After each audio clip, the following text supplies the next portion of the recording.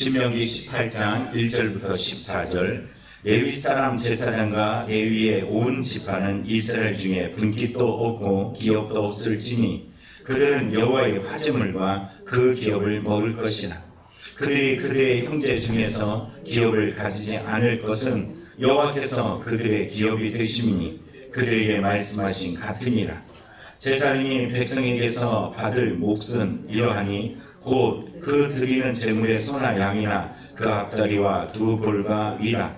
이것을 제사장에게 줄 것이요 또 내가 처음 거둔 곡식과 포도주와 기름과 내가 처음 깎은 양털을 내가 그에게 줄 것이니 이는 내 하나님 여호와께서 내 모든 지파 중에서 그들을 택하시고 내시고 그와 그 자손에게 항상 여호와 이름으로 서서 섬기게 하셨습니다.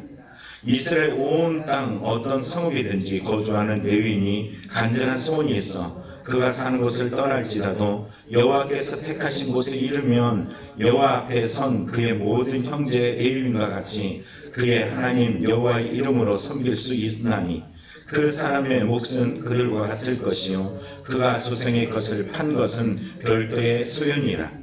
내 하나님 여호와께서 내게 주시는 땅에 들어가거든 너는 그 민족들의 가증한 행위를 본받지 말 것이니 그의 아들이나 딸을 불 가운데 지나게 하는 자나 점쟁이나 길흉을 말하는 자나 요술하는 자나 무당이나 진언 자나 신접자나 박수나 초혼자를 너희 가운데 용납하지 말라. 이런 일을 행하는 모든 자를 여호와께서 가증히 여기시나니 이런 가증한 일로 말미암아 내 하나님 여호와께서 그들을 내 앞에서 쫓아내셨느니라. 너는 내 하나님 여호와 앞에서 완전하라. 내가 쫓아낼 이 모든 이 민족들은 기름을 말하는 자나 점쟁이의 말을 듣거니와 내게는 내 하나님 여호와께서 이런 일을 용납하지 아니하시느니라. 아멘. 묵상에서 보면 한 이야기가 나옵니다. 이 이야기를 보면은 자신의 아버지가 고작 300달러를 가지고 미국으로 갔다라는 거예요. 그리고서 그곳에서 거주하면서 허드렛 일을 다 하고 나서 그 가정이 이 가난한 이 하류층에서 중산층으로 성공하게 되고 아이비 대학에 입학해서 아주 좋은 삶을 살아가게 됐다는 거죠. 아버지는 자신이 이루지 못한 꿈을 아들에게 기대했어요. 야, 내가 이루지 못한 꿈 너에게 이루길 바래 라고 이야기를 했는데 이 아들이 그런 삶을 살아가다가 예수님을 깊이 만나게 됩니다. 그리고서 예수님을 깊이 만난 그가 자신의 삶을 세상의 성공과 세상의 자랑이 아닌 자신의 삶을 선교사로 내어준 이야기를 기록하고 있어요. 자, 우리에게 가장 선한 일은 뭘까요? 오늘 하나님께서는 우리에게 가장 선한 일을 위해서 오늘 모세를 통하여 신명기를 통하여 하나님 백성은 이래야 돼 하면서 모세 고별 설교 중에 우리에게 남겨주셨습니다. 오늘 본문의 이 내용이 세 가지로 나눠지고 있어요. 먼저 1절 2절을 보면 제사장과 레위인이 형제 중에서 기업이 없을 것이고 하나님이 기업이다 라고 말씀해 주고 계세요. 또 3절부터 8절을 보면 제사장이 이 기업이 없는 이 제사장과 이 레위인의 몫을 백성들이 채워줄 것을 말해주고 있습니다. 그리고 오늘 마지막으로 이 9절부터 14절에 보면 가나안 땅에 들어가면 그들의 가증한 행위를 본받지 말 것을 말씀해주고 계세요. 이 세 가지의 내용을 오늘 우리의 삶에 또 새기면서 이걸 오늘 현재 살아가는 우리에게 어떤 메시지일 것인지 이걸 또 기대하고 또 이 말씀을 받아서 하나님의 백성으로 행복한 삶, 은혜의 삶을 누리는 성도의 신앙이 되기를 간절히 축원합니다. 첫째는 오늘 1, 2절에 나타난 것처럼 제사장과 레위인에게 형제 중에 너에게는 몫이 없어, 기업이 없어 이렇게 말씀하고 계세요. 1절에 말하죠. 레위 사람 제사장과 레위의 온 지파는 이스라엘 중에 없고 없을지니 뭐가 없느냐 하면은 분깃도 없고 기업도 없을지니 참 슬프지 않아요? 남들은 다 가지고 있는데 너는 없고 없어. 여러분의 인생이 비교하다 보면 어떻게 돼요? 우리 앞장의 17장에도 우상을 섬긴 이 왕을 원하는 마음은 뭐예요? 남들은 있는데 왜 내가 없어? 그러다 보니까는 하나님이 잊혀지고 무너지잖아요. 근데 오늘 성경에 보면은 레위인들 그리고 제사장들에게는 없고 없대. 오늘 여기는 분깃이라고 이야기하는 내용은 영역 또는 몫이, 그에게는 너의 영역도 너의 목도 없어 이런 말이죠. 기업도 없어 라고 이야기했는데 기업이 뭐예요? 상속하다, 소유하다 이런 말이잖아요. 상속할 게 없어, 소유할 게 없어. 참 슬프지 않아요? 슬퍼요, 안 슬퍼요? 안 슬픈 것 같아. 여러분들은 없어도 그만, 있어도 그만 이러고 살아가요? 대단한 믿음이에요. 하나님은 그런 믿음을 우리에게 요구하고 계십니다. 누구만 있으면 돼요? 말로만 말고 진짜 우리가 그런 믿음을 가져야 돼요. 왜냐하면 하나님이 다니까. 근데 오늘 이러한 하나님이 다야 그럴 때 언제는 가능해? 은혜 받을 때는 하나님이면 다야, 하나님이면 다야 그러는데 조금만 고난이 오고 어려움이 오면은 아니 무슨 하나님이 다야. 세상에 더 원하는 거 요구하는 것들을 왜 채워주지 않아? 하나님이 나를 버리셨나 봐. 하나님이 나를 잊어버리셨나 봐. 하나님이 잠자는 거 아니야? 이런 마음들이 우리에게 생길 수 있잖아요.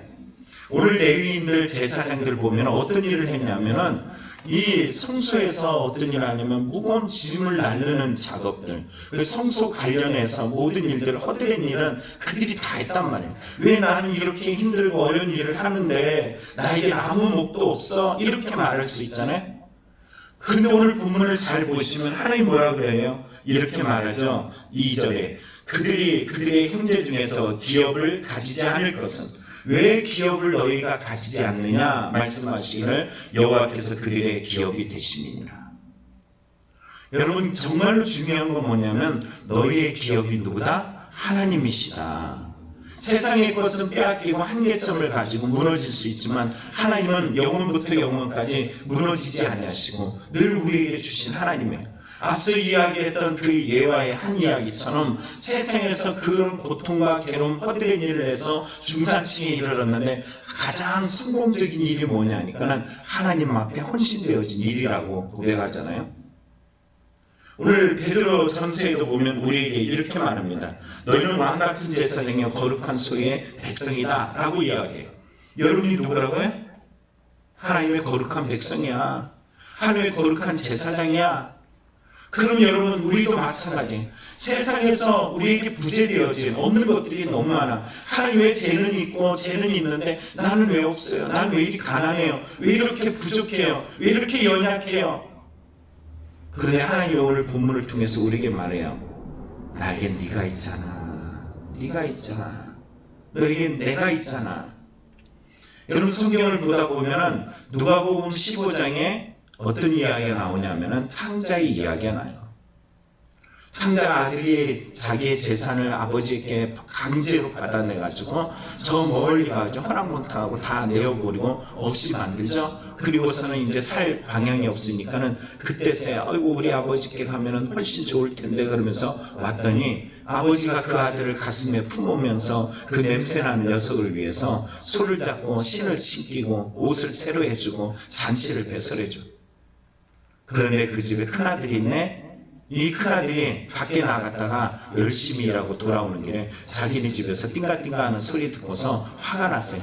종을 불러가지고 집에도 안 들어가고 야 이거 뭔 일이야 그러니까는 당신의 동생이 돌아왔다는 거예요. 이 아버지가 나와가지고 그를 달래는데 이 아들이 어떻게 내가 아버지한테 어떻게 했는데 이렇게 할 수 있어요? 나를 위해서 뭐 한 거 있어요? 아무것도 없잖아요 하고 막 승질승질 다 부릴 때 아버지가 뭐라 그래? 얘야 나는 너와 함께하고 있지 않니? 내 것이 다 너의 것이 아니니? 이렇게 말해. 탕자가 누구예요? 하나님을 잊어버린 사람이 누굽니까? 오늘 삶에 부족하고 어려 보이고 세상 것에 기대하면서 하나님이 내 안에 계시고 지금 여기 계시다는 것을 잊어버린 사람이 탕자예요. 비록 부족하고 약하고 어려울지라도 그래 바로 이곳에 주님이 계셔. 엘리야가 그 광야로 도망가고 도망했는데 그곳에서도 여전히 하나님이 계시잖아요. 자기 혼자만 있는 줄 알아. 웃기지 마. 7,000명이나 있잖아. 하나님 말씀하시잖아요. 오늘 우리가 제사장적인 신앙을 가지고 있다면은 여러분 세상과 비교하는 것이 아니라 오늘 이 자리에서 믿음으로 하나님이 나의 영원한 기업이야. 하나님은 다야라는 이 믿음을 빼앗기지 않도록 건실하게 살아가는 믿음들이 다 되기를 간절히 축원합니다. 두 번째는 이 3절과 8절, 그럼 이 제사장들은 어떻게 할까? 이 내용을 보면은 제사장의 몫은 어디로부터 오느냐면 백성으로부터 온다는 거예요. 이 말이 참 중요합니다. 오늘 제사장이 너에게 몫이 있어 라고 이야기해요. 자, 3절에 보면 백성에게 받을 몫이라 라고 이야기해요. 이 백성에게 받아야 돼. 너는 다른 데서 너에게는 기업도 없고 몫도 없지만 너의 몫은 누구에게? 백성에게로부터 너는 공급받게 돼 있어. 이렇게 말해요. 곧 드리는 제물이나 소나 양이나 그 앞다리와 두 보리 위라 하면서 그 제사를 드리기 위해서 짐승을 가져오면 특정 부위를 이 제사장이 받게 돼 있어요. 또 레위인이 받아요. 또 그뿐만이 아니죠. 소출에 처음 난 것들을 가지고 와요. 11조를 이렇게 드려요. 이걸 드림을 통해서 어떤 일이 있냐면은 성소에서 제사장과 레위인이 그 몫을 먹고 그들이 살아가게 돼요. 그럼 이들의 관심은 어디 있을까요? 뭐만 하면 돼? 열심히 제사만 잘 드리면 돼요. 하나님만 잘 섬길 수 있도록 다른 것에 마음을 뺏기지 않냐고 하나님께만 마음을 두고 살아가면 됩니다. 그런데 이런 일들이 무너졌던 시대가 있어요. 다름 아니죠. 우리 사사기 17장에 보면은 이 성경에 보면 이제 베들레헴을 가는 곳에 이제 에브라임 산지에 이 미가의 집이 나옵니다. 이 미가의 집에 보니까 온갖 우상을 다 숨겨.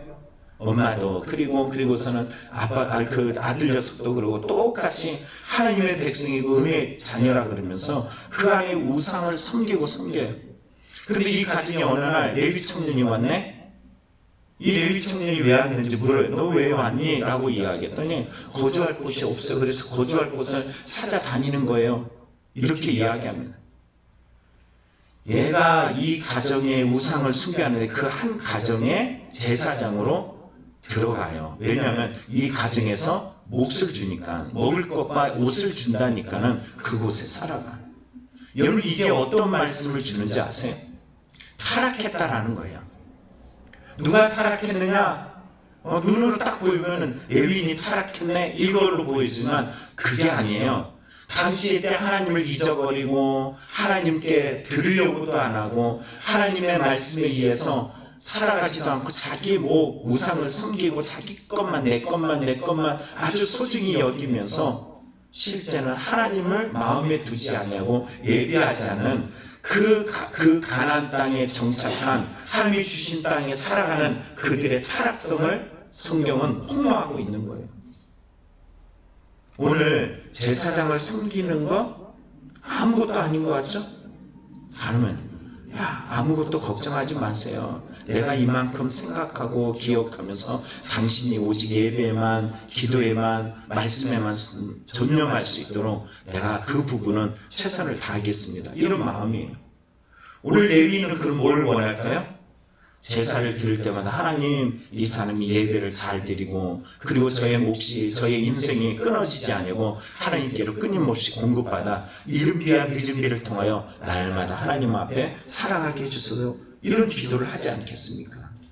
오늘 이런 부분이 결국 백성은 삶 속에서 농사를 지면서 양을 털을 깎으면서 그런 하나님을 날마다 기억하는 삶을 살아가는 거고, 제사장은 하나님 앞에 어떤 힘들고 어려운 일이 있어도 오직 하나님을 예배하는데 먹고 사는 일이 끊어지지 않냐고 저 백성으로부터 공급받아 그 삶이 계속적으로 유지되어지는 이런 은혜들을 누리게 되어 있어요.